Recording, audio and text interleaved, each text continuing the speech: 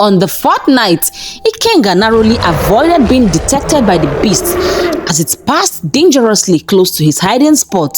Standing at the edge of the forest, Ikenga poised himself for battle, his bow and poisoned arrows ready.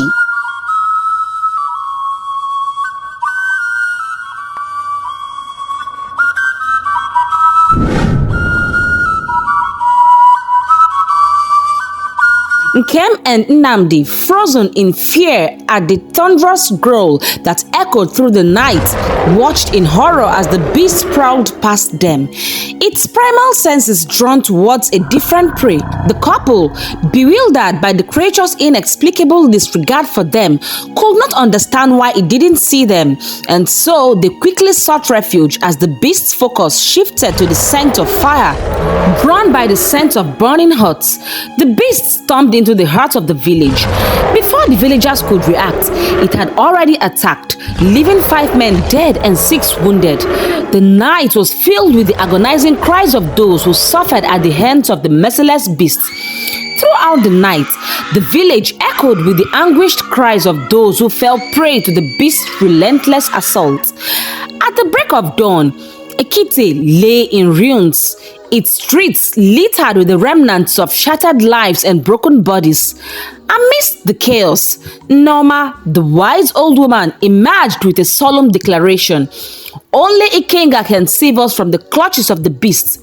With her words ringing in their ears, the villagers rallied behind the idea of finding Ikenga, but the question remained, where could they find him?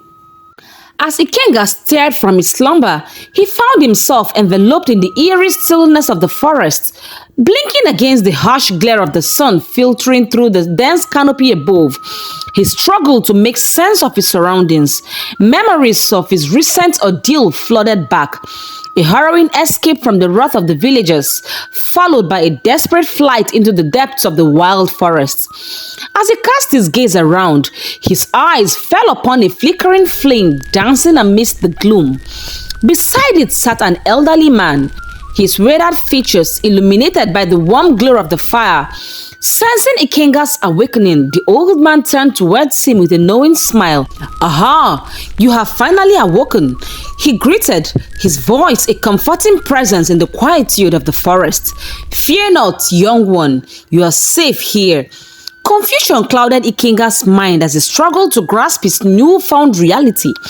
"Where am I and who are you?" he asked, his voice tinged with trepidation. The old man chuckled softly, his eyes twinkling with ancient wisdom. "You are in the heart of the forest, my boy, a place where the spirits of the land hold sway," he replied cryptically. "As for who I am, you may call me Ojugo, a humble guardian of these sacred woods." Ikenga rose to his feet. A sense of urgency gripped him as he approached Ojugo with a burning question. "How is it that you can live here so comfortably without fear of the beast?" he inquired, his voice tinged with a mixture of awe and trepidation. With a knowing smile, Ojugo leaned in closer, his eyes gleaming with ancient wisdom. "The beast is blind," he exclaimed calmly. "It relies solely on the sense of smell to navigate the forest. Fortunately, this part of the woods is blanketed by the onuma plant, which emits no scent. Thus, the beast is unaware of our presence here." As Ikenga absorbed Ojugo's revelation about the blind beast and the peculiar properties of the onuma plant, a shiver ran down his spine. The eerie stillness of the forest seemed to close in around him. Gathering his resolve, Ikenga sat down by the fire as he spoke to Ojugo with a trembling voice. "Mama Nneoma spoke of my destiny, to vanquish the beast," he began, his words weighed down by doubt and uncertainty.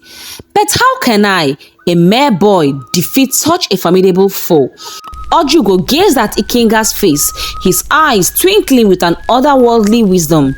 "The power lies within you, young one," he replied, his voice carrying the weight of ages past. "Though you may be but a boy, the spirit of our ancestors resides within you, waiting to be unleashed." Ikenga pondered upon Ojugo's words. Could it be true? Was he truly destined to confront the beast and rid the forest of its malevolent presence? As the fire crackled at their feet, casting eerie shadows upon the forest floor, Ikenga felt a flicker of courage ignite within him. With each passing moment, his doubts began to wane, replaced by a newfound sense of purpose and resolve. With urgency in his voice, Ojugo urged Ikenga to rise and prepare for the looming battle against the beast. Ikenga rose to his feet, his mind ablaze with determination. Ojugo, sensing his resolve, swiftly gathered leaves from the onuma plant and dripped them over Ikenga's form. This should keep you safe for some time. You must venture into the heart of the forest and study the beasts, he urged, his voice a solemn echo in the stillness of the woods. At first, Ikenga hesitated, feeling the weight of the daunting task ahead, but Ojugo reassured him. With a gentle tap on the shoulder, the old man reminded him of the weight of his destiny and the dire consequences of inaction. "Fear not, for our ancestors walk with you," he whispered, his words a beacon of courage in the encroaching darkness. "The fate of Ekite hangs in the balance, and you are the chosen one, their last hope." Handing Ikenga a bow, Ojugo directed him towards the heart of the forest. "Your family awaits you at the other end," he added. "Go, Ikenga, your people are counting on you."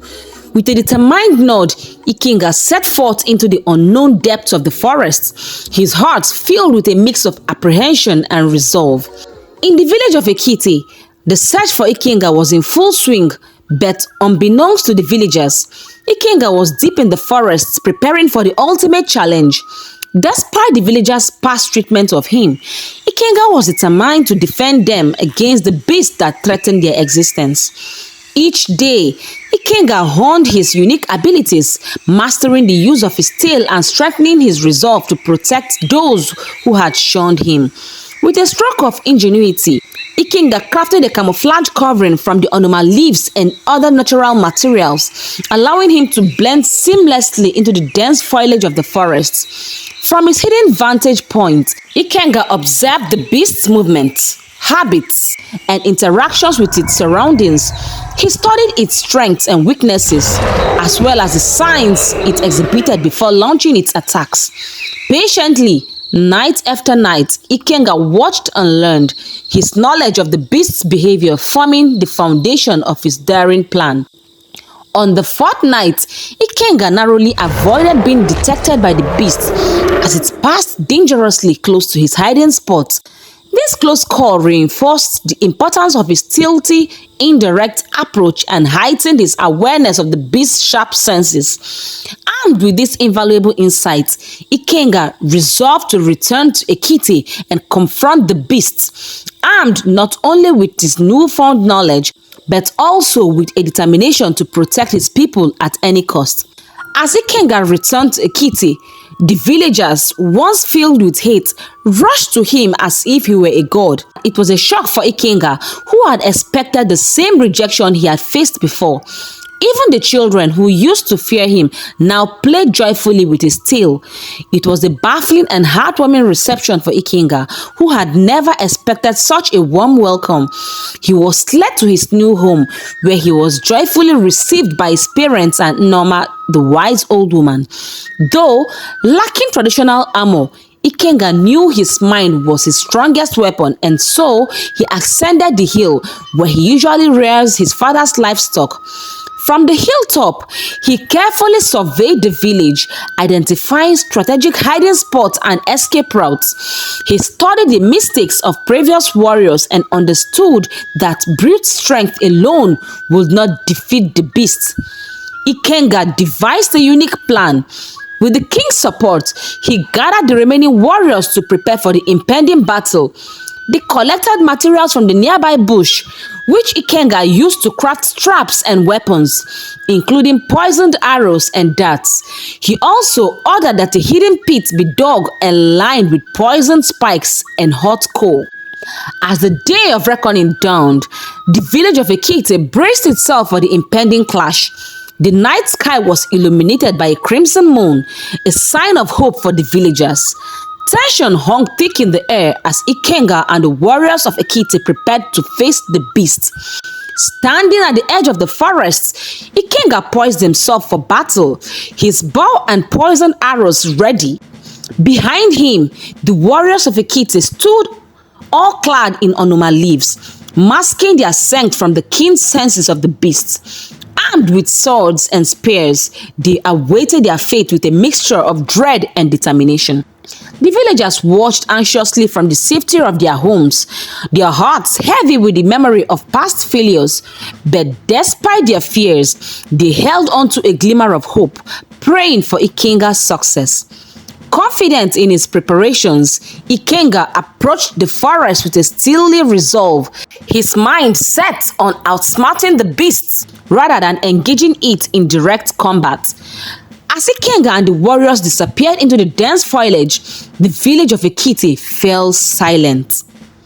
The beast, sensing the presence of the intruders, emerged from the shadows, its thunderous roar echoing through the forest, sending tremors of fear through the spines of the warriors.